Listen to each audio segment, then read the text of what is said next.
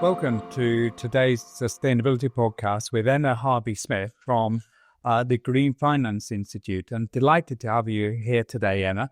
And maybe you could just start by introducing yourself and telling the audience a little bit about your background. Thank you, Paul. Really delighted to be here today. So thank you for the invitation. So I'm Harvey Smith. I am Chief of Staff at the Green Finance Institute. So I work on driving the organisation's delivery and ensuring that we have impact and continue to mobilise global capital towards net zero outcomes.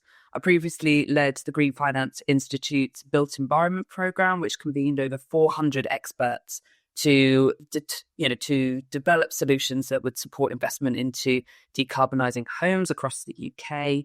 And prior to that, I used to work at Barclays, where I worked across a number of different roles, from debt origination and corporate banking through to working within the mortgage business, where I first got my bug for green finance. So you've worked both in the public sector and also private sector. What attracted you into sustainability and sustainable finance? So my background's actually as a physicist. So I'm a trained physicist. I really got a bug for understanding how our energy system worked during my academic days. And then when I moved into the banking sector, I started to see the role that finance could play in facilitating the growth ambitions of companies, but also the role it could play in helping individuals to achieve their goals and their ambitions. So it was quite natural that these two passions, science and finance, would come together around the sustainability theme. And it's really interesting to see how finance can facilitate a transition towards net zero. And I really got the bug for sustainability, as I mentioned, when I was at Barclays, where I was working alongside the Green Finance Institute's now chief executive, who was a senior banker at the time at Barclays. And we were working to understand what financial solutions could we develop that would support our clients and our customers to transition towards net zero. So I worked within a team that led the launch of the UK's first green mortgage proposition. It was the first high street bank to offer a green mortgage. And it was so interesting working through the knotty challenges that the sustainable finance landscape can present, from working out, what are the barriers that customers are facing when they're trying to transition? How can we pull the different financial levers and financial product design elements to provide an attractive solution? And so really, for me, the bug came from applying the rigor of finance and the rigor of science to deliver sustainable outcomes for our economy. And so then the next logical question is, why the Green Finance Institute in particular? What attracted you to there? What are you hoping to achieve? To give a little bit of background on the Green Finance Institute. So the Green Finance Institute, or the GFI, was launched in 2019 off the back of a recommendation from the government's Green Finance Task Force that identified the need for a central body that could drive the growth of green finance in the UK. So the GFI was launched at the Guildhall in 2019. And I was really drawn to the ambition of the organisation, which is at the forefront of shaping how finance can be used to deliver a sustainable economy across the globe by creating both the enabling policies and regulations and designing the financial solutions that will channel capital and deploy capital towards net zero and nature positive projects across the globe. So I joined in the very early stages of the Green Finance Institute within its first month. And as I mentioned before, I led its Built Environment Programme. And that was really attractive to be involved in a cross-industry collaborative environment with a really clear goal to capitalise, mobilise investment into decarbonising homes across the UK. And as a result of the organisation's success, we've scaled up from a small organisation to over 70 people today, operating across 9 countries with programmes across buildings, transport, nature, aviation, carbon dioxide removals, industrial adaptation. We cover the full range of sectors that the IPCC says is vital to achieve a net zero and nature positive future. And therefore, that's why it's also been very natural and exciting for me to move into the chief of staff role, helping to support that growth across the globe. So it's a really vibrant organisation. It's having a material impact both in the finance sector and in the sustainability space. And there is so much potential, given we know the trillions and trillions of investment gap that is needed to deliver a sustainable economy. How do you think about working on a more global basis? Because obviously a lot of the work that's been done has been pioneered here in the UK, but you touched upon the need to have global consistency messages to drive capital markets, to drive capital flows, because otherwise it's very confusing for corporate organizations if you're getting different messages in different places. So I wonder how you consider that and how the work of the group really, the Green Finance Institute, plays into helping that consistency approach and collaborations you may have with other groups. When you're looking at sustainable finance, sustainability across the globe, you've got to take into account the local context. So, for example, if you look at Indonesia, they are having a transition away from a coal-based energy system, which is very different to the context we have in the UK, where we have a thriving renewables sector, but actually we have industries that are very energy intensive that we need to try and transition to lower carbon, greener fuel sources. And we have very energy intensive buildings. We've got the dirtiest, leakiest buildings in the UK. We need to transition those. So it's understanding what the local context is. So if you ever look at Australia, for example, they need to undertake grid reinforcements. Likewise in America, these are very large countries transitioning to renewables. They need grid reinforcements. So, and then you look at Brazil, where actually nature restoration and avoiding deforestation is vital. So first thing, you've got to understand the local concept. And you've then also got to identify who are the influential actors on the ground in the local area who can help drive any collaborative initiative. Getting to the core of the Green Finance Institute's its actual mission, what is its core mission and core values? And has that evolved, and will that continue to evolve? Yeah, so we have always had the same mission, which is to accelerate the transition to a clean, resilient, and environmentally sustainable economy by channeling private and public capital at pace and scale towards real economy projects that will result in jobs, prosperity, and a sustainable environment. And that has been our mission from day one. And, we continue to play a very unique role in the landscape. We sit at the nexus between the public and the private sector. The vast majority of us are ex-bankers, ex-investors, so we bring that finance knowledge and expertise, but we have a very close relationship with governments around the world. And that puts us in a really unique position to be able to understand the flows of public and private capital that are needed to go into priority sectors for a particular country. And we are also then highly trusted by the financial institutions in that region. So we can have open conversations with them about opportunities, financial models that will support them to invest into net zero and to green their book.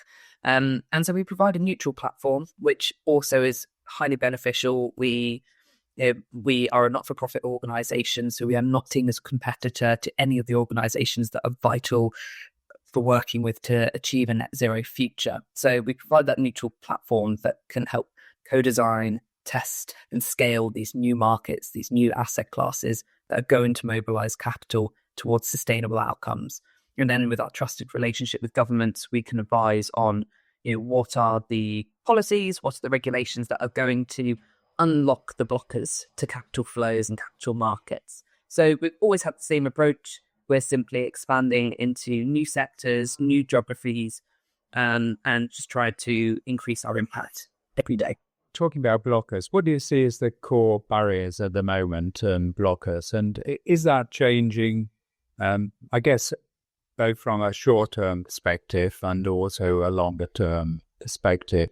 Over the last 6 months, we've had some choppy waters and some geopolitical headwinds. And I think we're seeing commitments by countries, but also by corporates, start to come under scrutiny. And therefore, you've also seen some either backpedaling or green hushing across the landscape. And so, that is one near-term barrier in and of itself. But the bigger barrier, though, is that we don't have all of the parts of the value chain working in lockstep. to try and deliver a net zero economy. We don't have the development of NDCs, so these are the nationally determined contributions, the development of policies that will drive demand and supply, the creation of market infrastructure, whether that's development banks or institutions that can support the generation of pipeline of net zero projects. We don't have the financial solutions that are going to deliver attractive risk-adjusted returns, and we don't have the collaborations that are then going to scale those solutions into new markets. We have pockets of excellence along that value chain across countries and across sectors, but what we don't see is that knitting together, that weaving together of all of those factors so that we focus on sectoral transitions, regional sectoral transitions that can deliver enormous impact and therefore can be replicated and scaled out. So really, we need the glue that will weave all of these fantastic initiatives that are happening across the landscape. So we need the glue that will weave them all together behind a common objective, which should obviously be real economy impact, decarbonising X number of homes, transitioning from internal combustion engines to electric vehicles, et cetera, et cetera. So we need all these initiatives to be focused behind real economy outcomes and working together so that the full value chain is working in lockstep to deliver net zero. That aligns very closely with our experience as well. So long-term asset owners are really ignoring the noise in the system at the moment. But there is a lot of noise in the system, for sure. However, the simple answer I get when I speak to those long-term investors is that climate change is real. It affects their portfolios. It's part of their investment process. Analyzing, understanding that and taking that into account is going to be essential. And the pathways to net zero will continue. So the change in certainly the long-term investors hasn't altered at all, but maybe short-termism is definitely creating more challenge and questioning within there. So it aligns really well there. Just coming in, you talked about sectors a little bit, and you worked across sectors, quite broad range, from transport to nature. Also, which sectors do you think there's really the biggest opportunity at the moment? What excites you in terms of the opportunity for innovation and why? The cheeky answer would be every sector, because every sector is important to achieve net zero. And there are huge opportunities in so many of them. The one I will draw out at the moment, which is really starting to get some attention, is the nature sector, nature, biodiversity, agriculture. To date, this has been a challenging sector for the for financial institutions to support, because biodiversity and very often nature projects do not generate a cash flow. A lot of other net zero sectors, there will be a cash flow generated. If you invest into, or if you support the development of an offshore wind farm, there will be a cash flow coming from the generation of that electricity. If you invest into energy efficiency, there will be cash flow from the savings of the operating costs to that building. With nature, it's unclear where that cash flow can come from. So to date, that's made it quite challenging to invest into. But we are starting to see some really innovative models starting to come forward, and really a stepping up of the corporates who are investing into nature and biodiversity in order to very often support the resilience of their supply chains.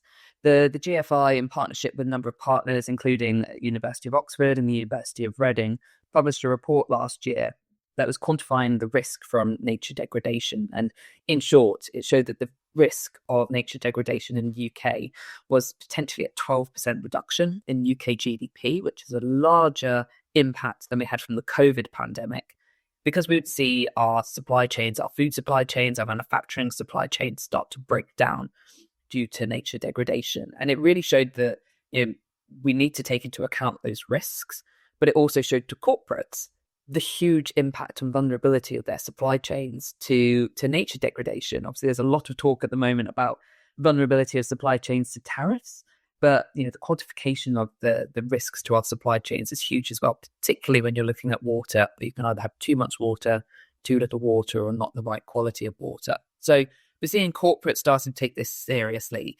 And there is a project that the Green Finance Institute is leading in collaboration with UNEP-FI, BioFin and UNDP, called Revenues for Nature, which is identifying the most viable, most promising models for how do you generate a revenue from nature and create nature markets, whether that's biodiversity net gain or it's landscape enterprise networks or many, many other models that are trying to create an investable model for nature. And I think we'll start to see some really exciting developments in this space over the next 5 to 10 years. Financial analysts should be looking at risk and opportunity here, and what role should people working in the finance industry and the investment professionals play in addressing these issues within the constraints of trying to optimize portfolios and investment risk return? I remember back when we were doing a lot of cutting edge green finance work at Barclays, we had a bit of a mantra, which was risk, reputation, and return. So there's the 3 R's. So absolutely, you have to consider the risk associated with climate. So to use a very tangible example, we saw huge flooding in Valencia last year. We saw the airport, come under significant strain and be completely flooded. Now, off the back of that, we've heard anecdotally that investors are really starting to take into consideration flood risk and some of the more extreme weather events that we can expect from climate. We're already seeing in the US that insurers are pulling out of California and Florida in terms of providing property insurance because they're just not able to take the risk that comes from wildfires and hurricanes and floods. So we do need to take into account the risk, but what we can't do is leave people stranded, either businesses or individuals in their home. So it's about managing risk, but then also working out how do we support and improve the resilience of our infrastructure and our buildings to those climate impacts.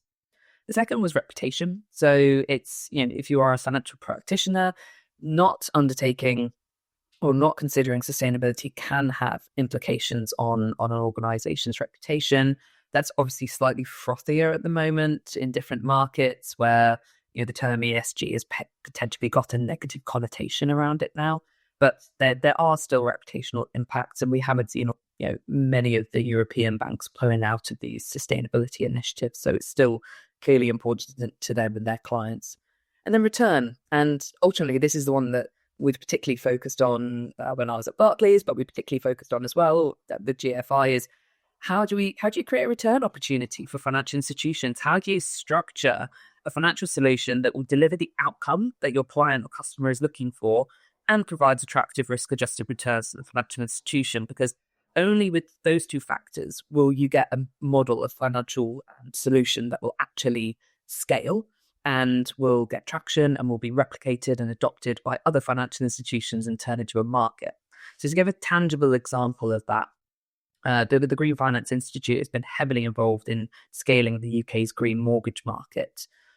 When I was involved in launching or led the launch of the first green mortgage by a high street bank, we were very keen to make sure that we were offering a lower interest rate, but we weren't eroding margin. So we were able to look at the risk profile of mortgages on more energy efficient and less energy efficient homes. And it became clear, and this analysis has been replicated by the Bank of England, that default rates on properties or mortgages secured against more energy efficient properties are lower than mortgages secured on less energy efficient properties. Now, we can debate what the reasons for that is, but you have a lower risk asset, which means it's lower likelihood of default, which means you could offer a lower interest rate without eroding your margin. So that's one way of saying, right, we've got to look at the different risk and return factors, what's going to attract and drive people to take out a green mortgage, to invest into improving the energy efficiency of their home. And as a result, we've been working with the market for 5 years now. There are, I believe, well over 60 green mortgage products offered by almost all of the mortgage lenders across the UK. They are now come in many different flavors. Some offer lower interest rates, some offer cashback, some will offer a free energy assessment report. But all of them, in order to scale, must have done that decision of weighing up, right, what's the risk and what's the return? So I'll just repeat again, it's the 3 R's. It's just consider how can you manage risk through climate? How can you manage your reputation through climate and other opportunities to generate returns through climate? That's how in your day-to-day working life, you can start to think about sustainability and climate day-to-day. Great. The 3 R's, risk, reputation, and return. Love it.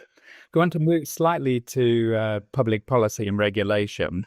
And how closely does the Green Finance Institute engage with UK or international regulators? And where do you see the most promising policy momentum? As I mentioned previously, the GFI sits at the nexus between the public and private sectors. We are trusted by financial institutions, but also a trusted advisor and an independent trusted advisor to governments around the globe. And we provide this neutral platform to try and drive and scale investment into net zero. Now, policy is absolutely vital. We cannot scale green finance in a vacuum. We need to have enabling policies and regulations and demand signals that will let the investment community know that actually this is a good sector to invest in. It has either been, there's going to be clear demand in that sector for investment. There's going to be growth.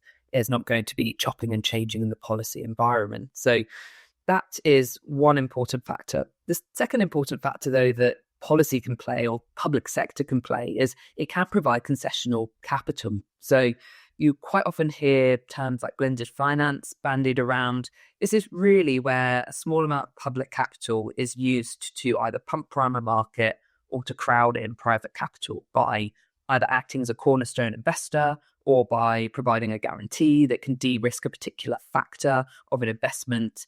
Or it can create more of a precedent. So it can be a first investor into a transaction that's maybe got first of a kind risks, and that can make the private sector comfortable to move in. So we work very closely with governments around the world, with regulators. You may be aware that the Green Finance Institute CEO, Dr. Anne-Marie Thomas, chaired the National Wealth Fund Task Force for the then Labour opposition, now Labour government in the UK, which advised the government on how to deploy the 27 billion plus pounds that are now within the National Wealth Funds to try and crowd in private capital and really catalyse key industries in the UK. So we do work very closely on that. And it's always about developing targeted policies that are going to unlock capital, because we can't fix everything through policy. It's unfair to imagine that policy is a magic wand that you can wave and everything will be good. So we're always focused on what are the laser focused policies or regulations or demand signals that will unlock capital flows and therefore make it an attractive investment case to invest into particular sectors, whether that be buildings, transport, or sustainable aviation fuel. And move to the future outlook and innovation. What gives you hope about the pace of change in green finance? As we alluded to earlier, there's a lot of noise and negativity in the sector at the moment. I think part of it is addressable simply through language, terminology. Certain terminology like ESG is becoming less appealing, but the term sustainability still seems to resonate with most people. But it's really, what is it that sort of excites and gives you optimism for the future? Yeah, as you say, there have been headwinds for the last few months. And I think we've seen a number of organizations, corporates, governments, financial institutions reflect on what they've been doing in the sustainability space. And as you say, terminology has become incredibly important. What gives me optimism, though, is that we're still seeing deals happening, whether they are labeled green or not. We are seeing deployment primary capital into projects. So to name just a few, we saw the European Investment Bank signed a €108 million deal in green loans for Spain's Iberdrola. So they're obviously a major organisation in renewables. We saw a Temasek-backed ABC Impact Fund raise $600 million to scale Asia-focused healthcare and climate investments. JP Morgan Asset Management raised $1.5 billion for a forest and climate solutions fund.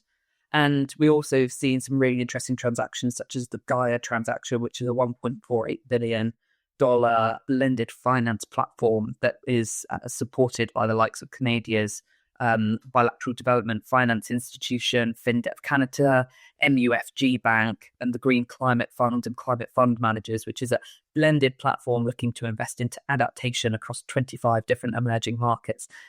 We're seeing deals happen. They're not always labeled green, but they are still having a positive climate impact. So yeah, we have entered and we have moved into a new, far more transactional phase of the sustainable finance movement. And actually, this does represent an opportunity to mobilize significant amounts of capital into real economy transitions that will lead to a more prosperous future and a more sustainable planet. A lot of people I speak to, not just many young professionals, but many mid-career professionals want to move into the space to contribute something and do something with more purpose and contribute to what they see as the biggest challenge that is sort of facing the globe around sustainability. And what advice would you give them, and how did you make that transition across? And has there been anyone who's influential on that journey? But particularly, is there any advice you could give to any of our listeners out there who may be interested in moving more into this field? I mentioned earlier that there's greening finance and financing green. So greening finance is about embedding sustainability into risk practices and monitoring across financial institutions. And then financing green is about deploying capital towards net zero projects on the ground.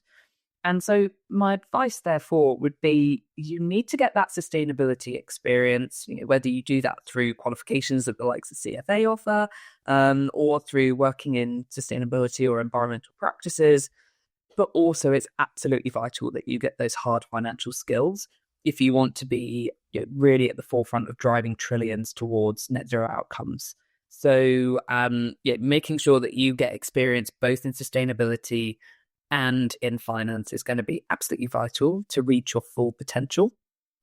And that was really sort of embedded with me by one of my massive supporters and advocates and champions, and someone I really look up to, which is the Chief Executive of the Green Finance Institute, Dr. Rhian Marie Thomas, OBE, who's really coached and guided me throughout my career and is a huge champion of female leaders as well. So there's lots of other people I would love to give a shout out to, and we don't have enough time.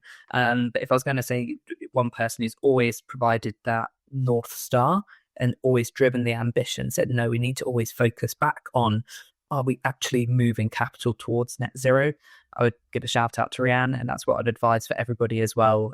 Looking to move into sustainability is build up your soft technical sustainability skills, and then build up your hard skills in finance, because that will give you a really rounded profile to succeed in this sector.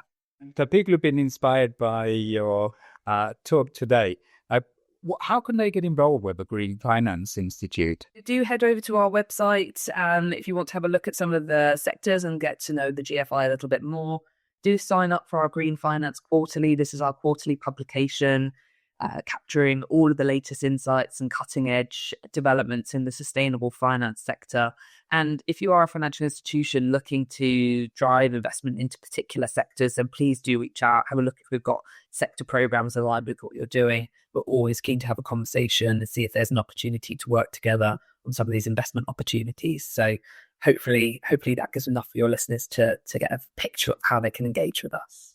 When you were talking about the website and the communications, I would applaud the simplicity and the readability and the ease of all the material you have out there. When I was sort of before our meeting, where I was looking through it all, it's some sort of really interesting content. So I would reiterate that. Do have a look around. There's some great information sort of on there. And is there anything I've not asked you I should have asked you? That's a swerveball. I'm not sure there is. I think we've had a really, really good conversation today.